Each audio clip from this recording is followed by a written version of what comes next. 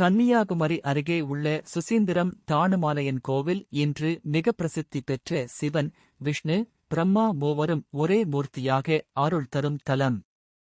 ஆனால் இந்த தலத்தின் மிகப்பெரிய இரகசியம் அனுமான் கோபத்தை விட்டு சாந்தமடைந்த இடம் என்பதுதான்.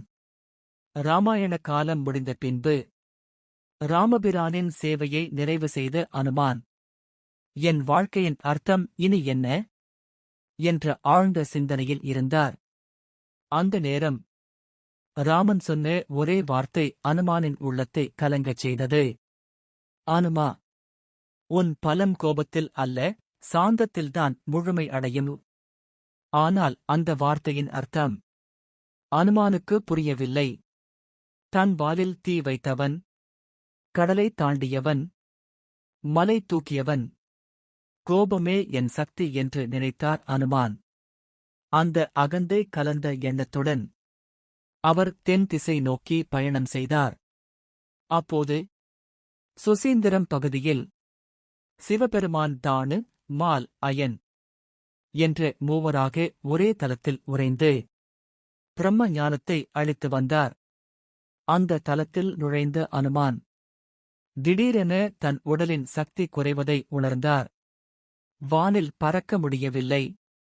வாலில் இருந்த வீரமும் அடங்கியது. உள்ளத்தில் இருந்த கோபம் சாந்தமாக மாறத் தொடங்கியது.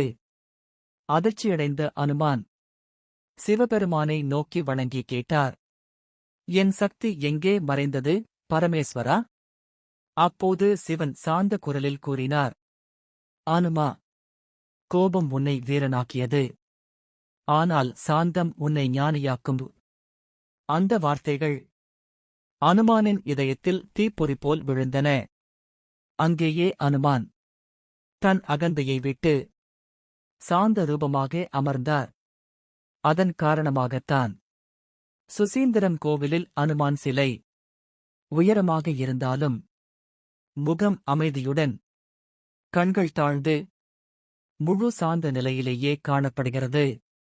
இன்றும் கோபம், மன அழுத்தம், அமைதியின்மை உள்ளவர்கள் சுசீந்திரம் அனுமானை வழிபட்டால் மனம் சாந்தமடையும் என்று நம்பப்படுகிறது.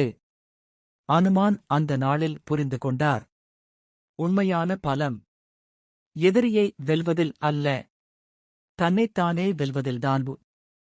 இந்த காணொளி பிடித்திருந்தால் லைக் செய்து சப்ஸ்கிரைப் செய்யவும். நன்றி.